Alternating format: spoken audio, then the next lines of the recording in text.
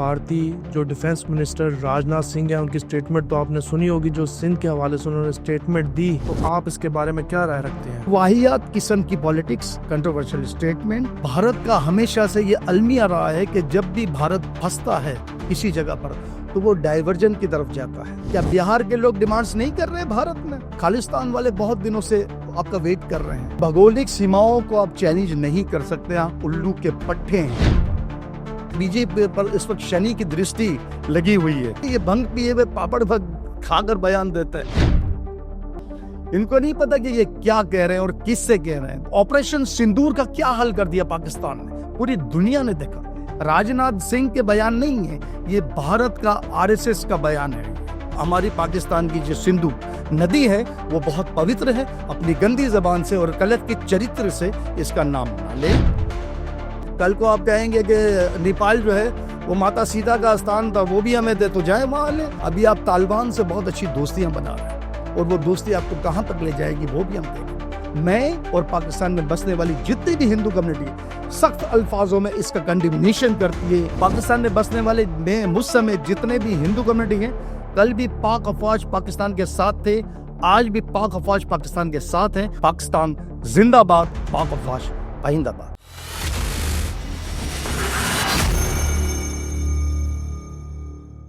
शुरू करता हूँ रब्बे जलील के बाबरकत और पुरफजल नाम में कि आज एंगल 360 के नए पॉडकास्ट में आपको खुशामदीद कहता हूँ।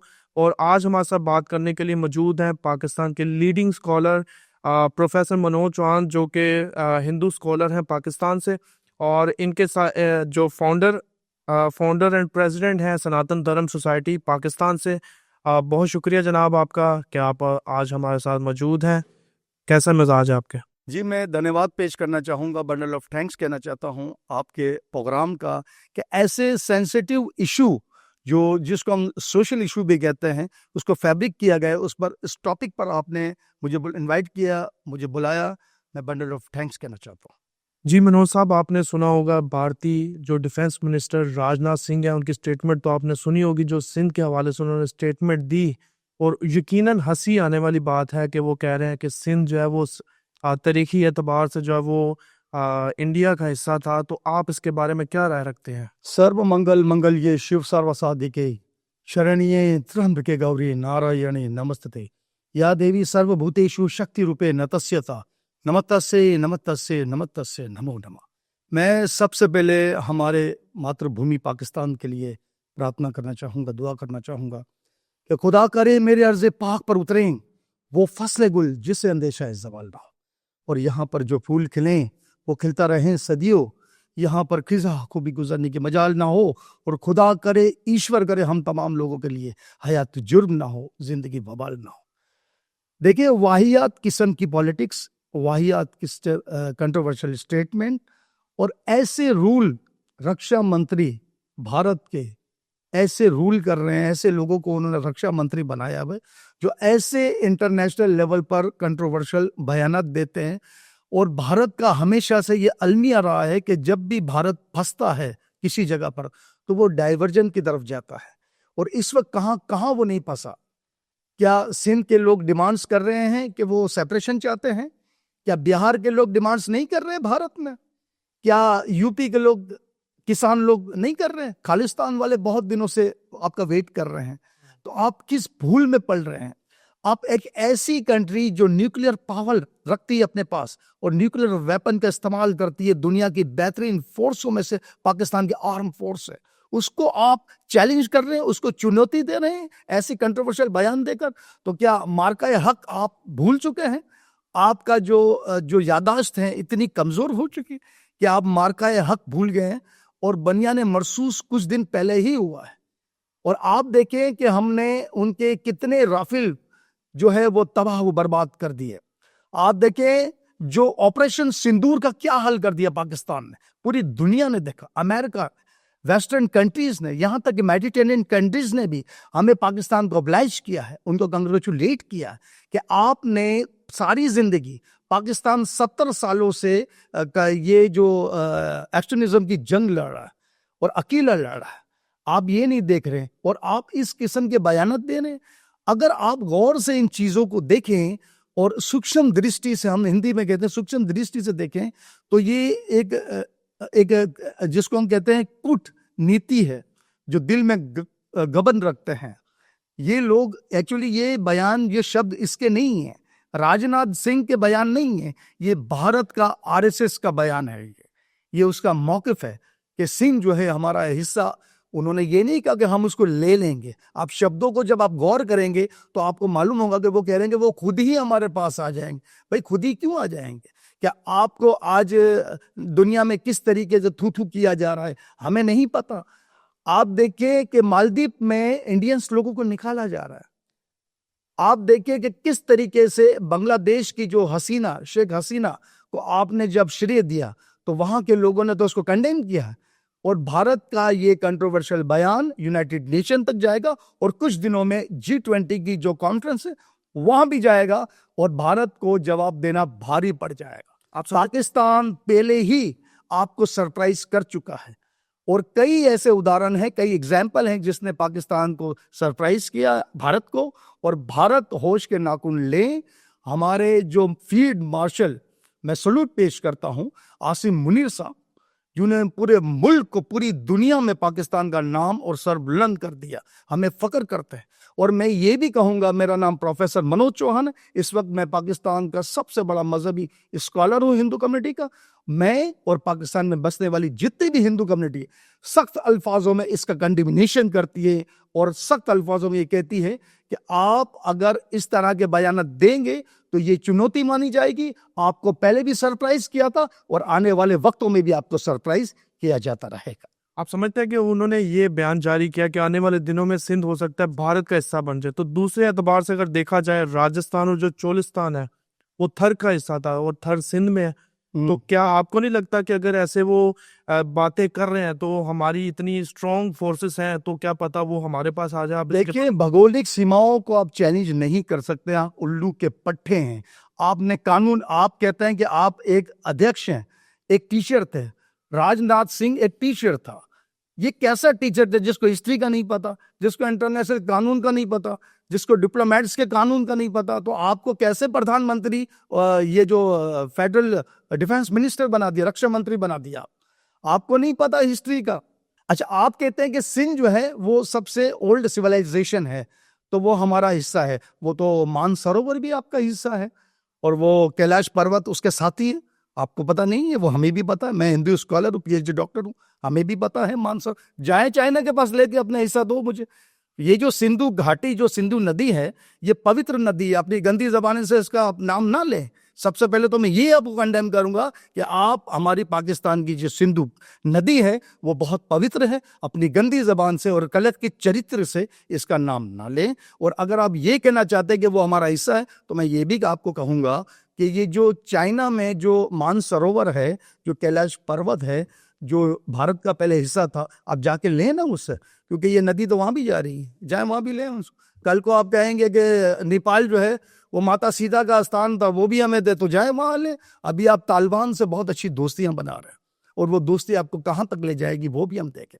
आप देखें कि अभी कुछ ही दिनों इनके ताकतवर विमान, जो जहाज है इनके, उन्होंने दुबई शो में क्या किया और किस तरीके से जग हंसाई हुई है भारत की। आप देखें क्या कर रहे हैं आप। और आप दुनिया को कंट्रोवर्जन की तरफ ले जा रहे हैं। उस जो मेन मुद्दा है उससे अपने जगह हटाना चाह रहे हैं। बीजेपी बुरी तरह से इसमें नाकाम हुई है। आप समझते हैं कि भारत के अंदर आए दिन जो अकलियतों के लिहाज से उनकी पॉलिसी से बिल्कुल नाकाम हो चुकी है? वहाँ पर मुस्लिम्स, जो क्रिश्चियंस और भी जो दीगर मजहब के लोग वहाँ रहते हैं, जैसे पाकिस्तान के अंदर हम आज़ादी के साथ तमाम अपने मजहबी रसूमात को जो मनाते हैं, हम इकट्ठे होकर मनाते हैं, हमें तमाम तरह की आज़ादी है। और जो मोदी का जो मीडिया जहर उगलता है और वो उनकी पॉलिसी ही जो है वो इसके खिलाफ है, आप इसके बारे में कैसे राय रखते हैं अपनी? देखिए, अगर पॉलिसीज की बात की जाए तो खालिस्तान का शोर कब से होता है, जरा सालों साल हो गए। आप उसको तो देखें, किसान भूखे मर रहे हैं आपके, आप उसको देखें पहले। आप अपने अंदरूनी मामला को देखें पहले। आप ये देखें कि आपके पास जितने भी जो मुस्लिम एरिया, डोमिनेटेड एरिया हैं, वो सारे परेशान हैं। दुनिया नहीं जानती कि मुसलमानों का भारत में क्या हाल हो रहा है, क्या नहीं जानती? वो किस तरीके से वहां पर उनकी गुंडागर्दी चलती है, RSS के गुंडे वहां पर किस तरीके से मुसलमानों को किस तरीके से जबर किया जा रहा है, पूरी दुनिया देख रही है। और आप ये भी देखें कि ये बात मैं गवर्नमेंट ऑफ पाकिस्तान से अपील करूंगा, प्रोफेसर मनोज चौहान, हिंदू स्कॉलर पाकिस्तान, कि इस कंटिमिनेशन बयान को, इनके कंट्रोवर्शियल बयान को यूनाइटेड नेशन में लाया जाए और कुछ दिन के बाद जो कॉन्फ्रेंस है G20 उसमें भी इस मुद्दे को उठाया जाए, ताकि उनसे जवाब तलब किया जाए कि इस किस्म के बयान जो आप कर ही नहीं सकते, ये एक मज़िया खेज बयान है जिस पर हंसी आ सकती है, आपने क्यों दिया।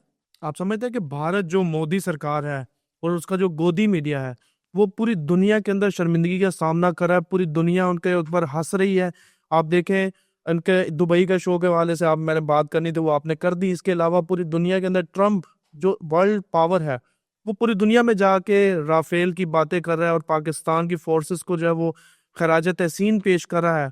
तो ये भारत ऐसी बातें करता है वो अपनी गवर्नमेंट बचाने के लिए। आप इसके बारे में क्या कहेंगे कि देखिए, इलेक्शन टर्न टर्न का ये पॉइंट्स है जिसकी वजह से ये बयान दिया गया, कंट्रोवर्शियल बयान दिया गया, और हमेशा से भारत जब भी फंसता है डाइवर्जन की तरफ जाता है, ये सबको पता है।